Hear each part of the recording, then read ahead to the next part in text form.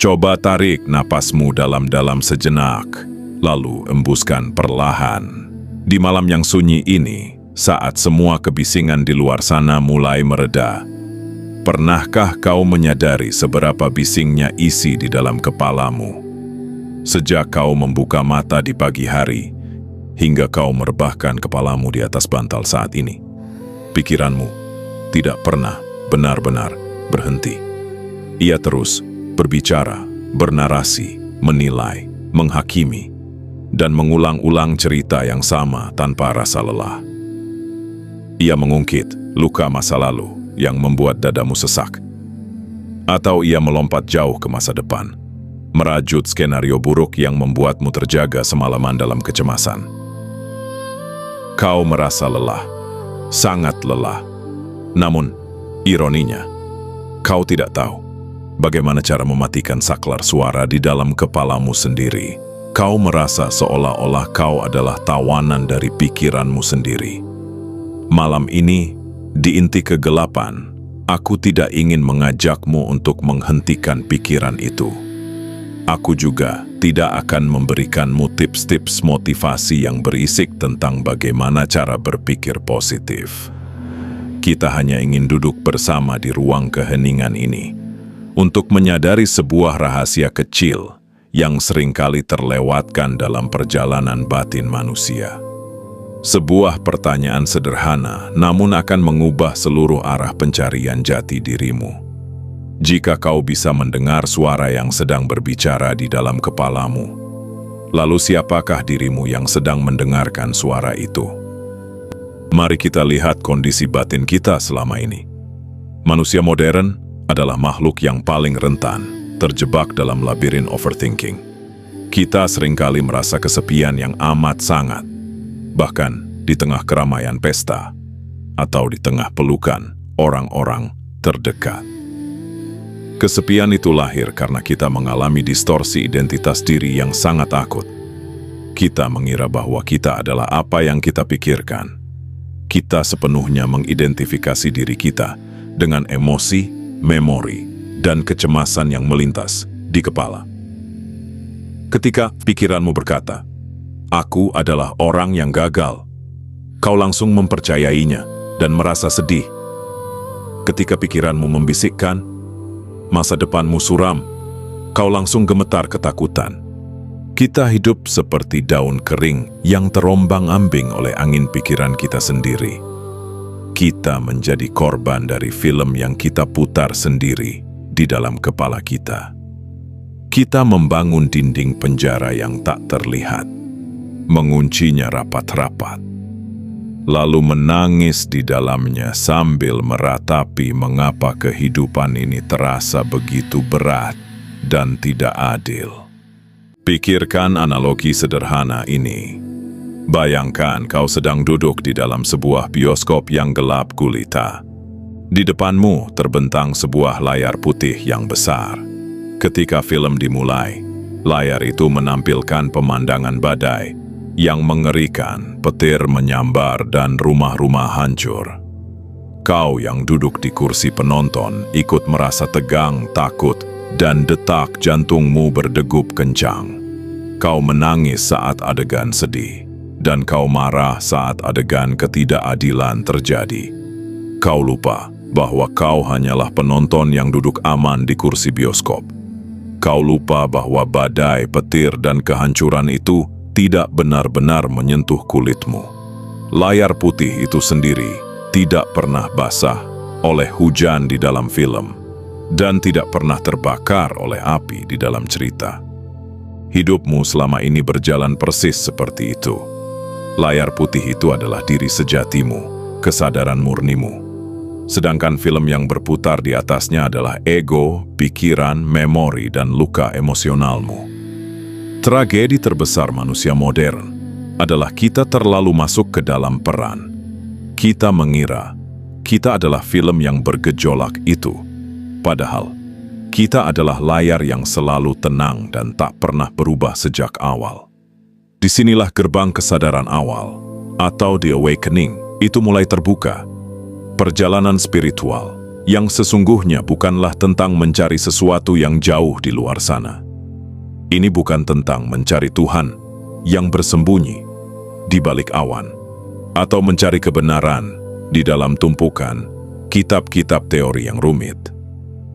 Perjalanan jiwa adalah proses memisahkan antara diri palsumu, yaitu egomu yang rapuh, dengan diri sejatimu, yaitu kesadaran yang tak berwujud. Langkah pertama yang harus kita lakukan adalah belajar menjadi seorang pengamat. Menjadi pengamat berarti kau mulai mengambil jarak yang cukup dari pikiranmu sendiri. Saat suara di kepalamu mulai menghakimi dirimu, atau mulai mengulang-ulang ingatan tentang seseorang yang pernah melukaimu, jangan dilawan, jangan didebat, dan jangan pula diikuti aliran ceritanya. Cukup perhatikan saja suara itu melintas, seolah-olah kau sedang melihat awan yang bergerak di langit malam yang luas. Ketika kau mulai bisa melihat pikiranmu sendiri tanpa menghakiminya, disitulah sebuah keajaiban batin akan terjadi. Kau akan merasakan sebuah keheningan yang berbeda. Sebuah ruang kosong yang dalam tradisi spiritual kuno disebut sebagai kesuwungan. Kesuwungan bukanlah kekosongan yang mati atau hampa yang menyedihkan. Ia adalah kekosongan yang justru penuh dengan kehadiran. Ia adalah ruang di mana ego tidak lagi memiliki kuasa untuk mendikte siapa dirimu. Saat kau mampu berkata di dalam hati, pikiranku sedang merasa cemas. Bukan lagi aku cemas. Disitulah belenggu diri palsumu mulai retak. Kau mulai menyadari bahwa kecemasan itu hanyalah sebuah objek yang sedang melintas di dalam ruang kesadaranmu. Objek itu bukan dirimu. Emosi itu bukan jati dirimu. Luka emosional yang kau bawa dari masa lalu hanyalah awan hitam yang sedang menutupi langit jiwamu. Awan itu akan berlalu. Namun, langitmu akan selalu ada di sana, luas, abadi, dan tak terhingga.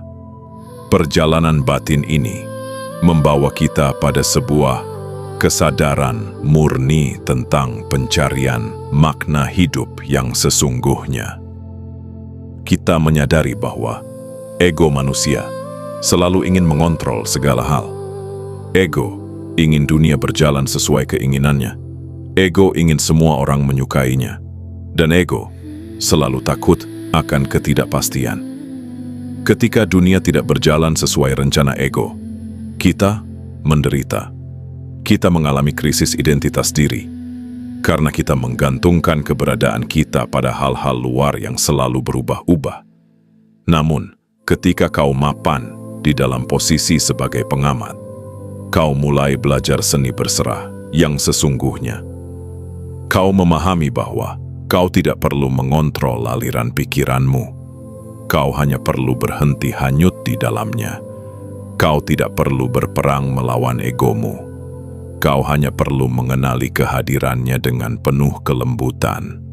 Seperti seorang ibu yang melihat anaknya sedang merajuk.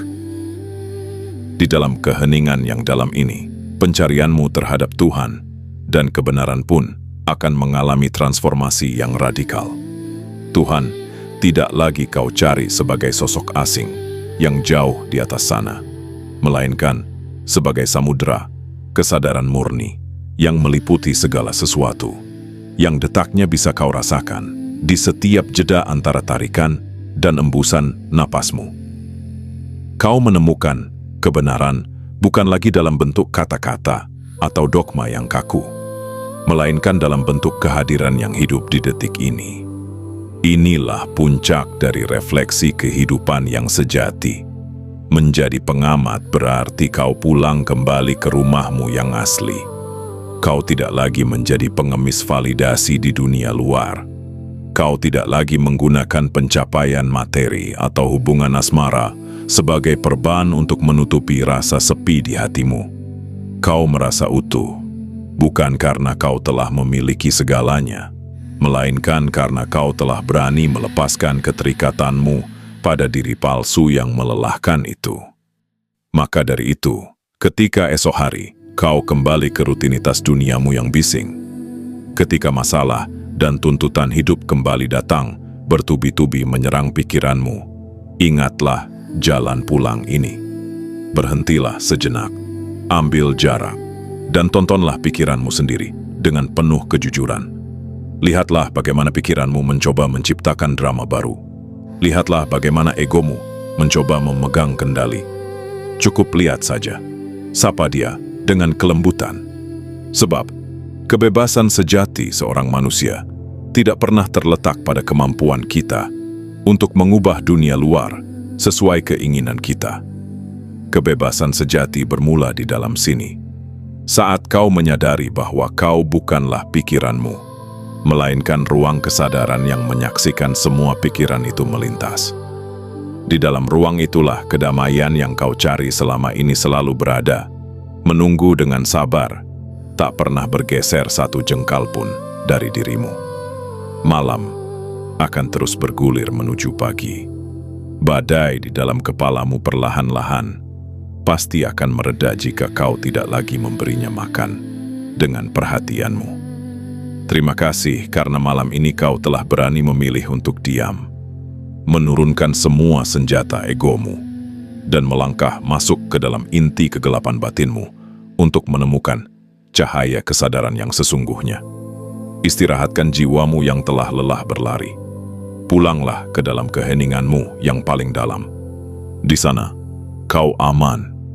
Di sana, kau sudah selalu cukup sejak awal.